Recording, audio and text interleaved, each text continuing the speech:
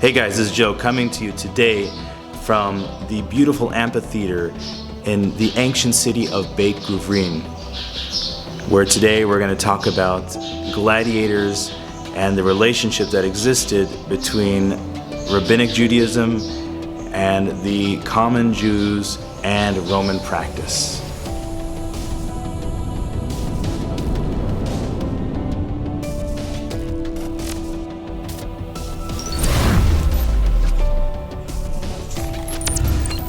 Perhaps nothing is more associated with ancient Rome than her infatuation with blood sport. For the Romans, the amphitheater was considered a sacred place to ensure their warrior heritage. It was in the blood-soaked sands of the arena where the Roman virtues of masculinity, bravery, and fearless acceptance of death were showcased. The ambassadors of these virtues were the gladiators. Although they held no status in Roman society, gladiators were the celebrity superstars of their times. The allure of fame and fortune must have been tantalizing for a young, down-and-out male with no prospects for the future. In fact, this is how we meet our protagonist, Shimon ben Lakish. Not much is known about his early life. He was either born in the city of Bosra, which is in today modern Syria, or in the city of Sepphoris, known in Hebrew as Sepphoris.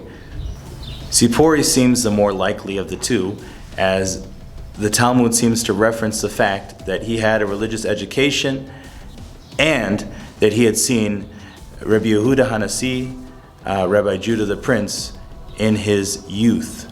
From all of our sources, it seems as though Shimon ben Lakish was a man of great physical stature, which was very important because as a volunteer gladiator, he had to be pre-examined to see if he was fit for fighting.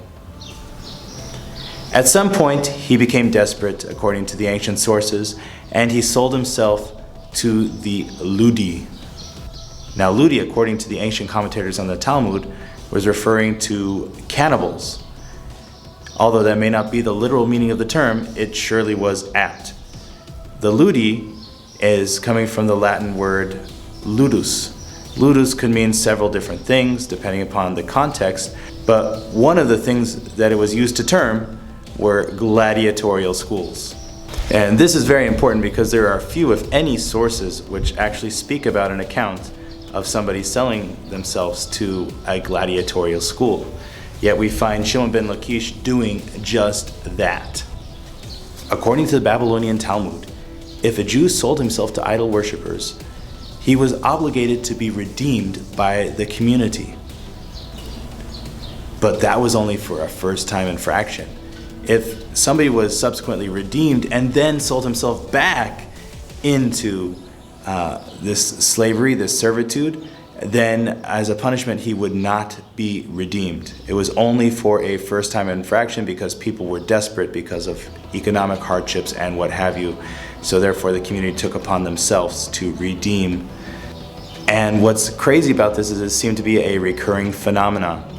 Shimon ben Lakish was just but one example of that, and the most famous at that. Although it should definitely be noted right here that most Jews who found themselves in the arena of the amphitheater in the gladiatorial fights, they were there involuntary, either as slaves or vanquished captives or condemned criminals.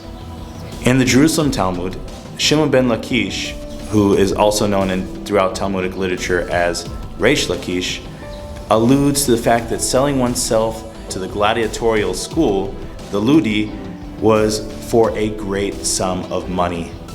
It is known from Roman sources that free men could also sign up to be gladiators.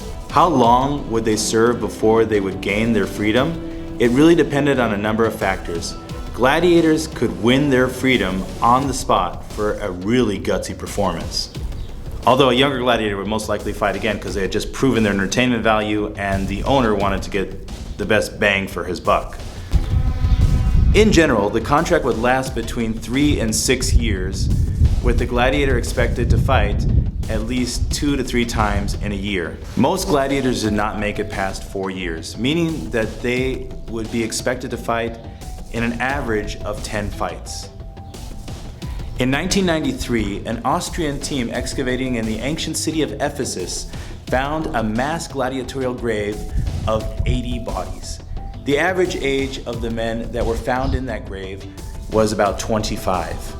Another mass grave was discovered in York, England, with 6 bodies, and the average age there was about 27.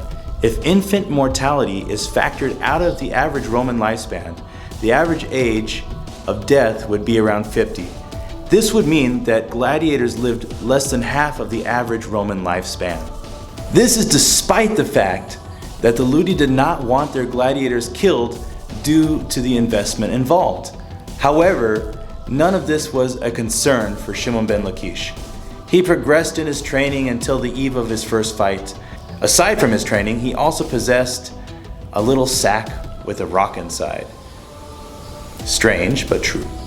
It was then at his traditional last meal, and please forgive my pronunciation for any of you Latin speakers out there. Latin is not my thing, but hopefully one day maybe I'll learn to speak it properly. The Sena Libera, he reminded them that as he might die, it was customary to grant a last request.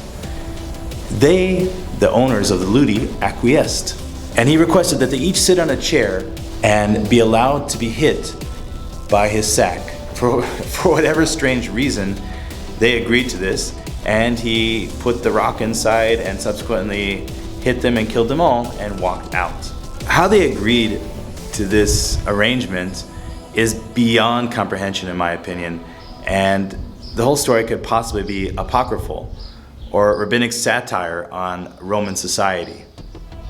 Whatever the case, we do know that the rabbis were informed on the customs of gladiatorial schools. The last meal was indeed the custom on the night before a fight. The Talmud is the most complete ancient source describing the ritual of this custom. Shimon ben Lakish, after he walked out, briefly worked as a bandit until he chanced upon Rabbi Yochanan. He would make a full return to Judaism and become one of the great rabbis of the 3rd century CE.